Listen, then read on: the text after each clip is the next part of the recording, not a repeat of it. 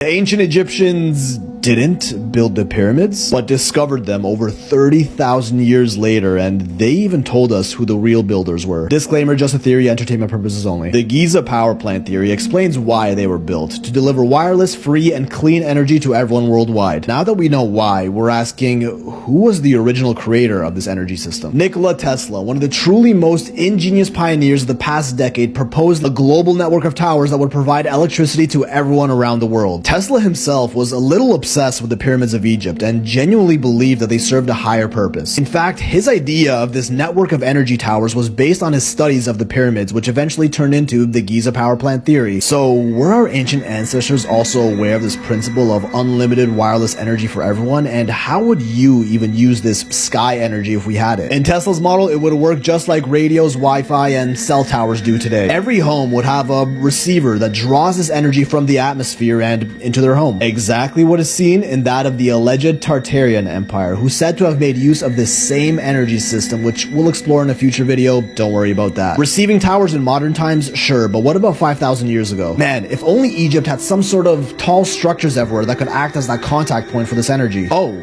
obelisks made from a single piece of granite, which although not directly conductive, contains quartz, and I'ma just let my boy Michio Kaku do the talking here. These monoliths are made out of granite, and there's some quartz inside the granite, and quartz has some rather interesting properties. If I take quartz crystal and I squeeze it, I can generate electricity.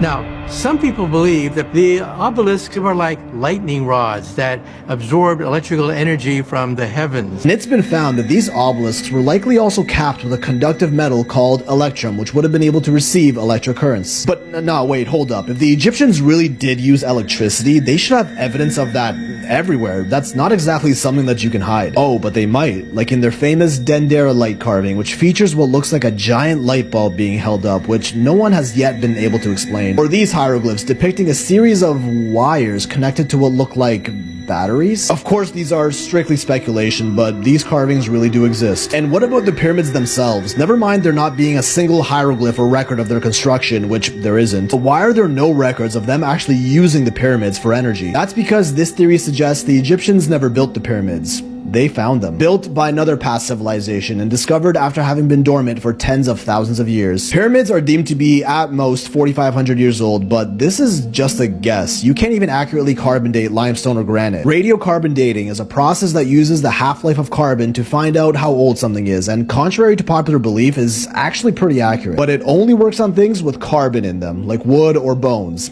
not rocks. The age of the pyramids was straight up guessed through historical cross-referencing as well as carbon dating stuff like wood inside the pyramids or the mortar between the bricks, which are pretty rough guesses at best. On top of that, the Egyptians had records of everything they did, from fishing to farming, but not a single record of them building the pyramids, the greatest achievement of their civilization. That's like climbing Mount Everest and then writing a book about what you had for breakfast a year ago. The Google debunkers love bringing up this. The Diary of Merer, a papyrus script recovered in 2013 that actually mentions the construction of the pyramids? Not really. This script only outlined the process of adding limestone casing stones to the outside of the pyramid, which I don't think anyone argues the Egyptians didn't do. Not the actual construction of the core of the pyramid, which is still nowhere to be found, so nice try. Suggesting they might have not actually built the pyramids, but discovered them from much longer ago, built by a civilization far more advanced than we could have ever imagined. Even the Egyptians themselves have records that trace their lineage of pharaohs back 30,000 years, to which we dismiss as mythology. To this day, the Edfu Temple in Egypt tells a story on its walls of a previous civilization that was,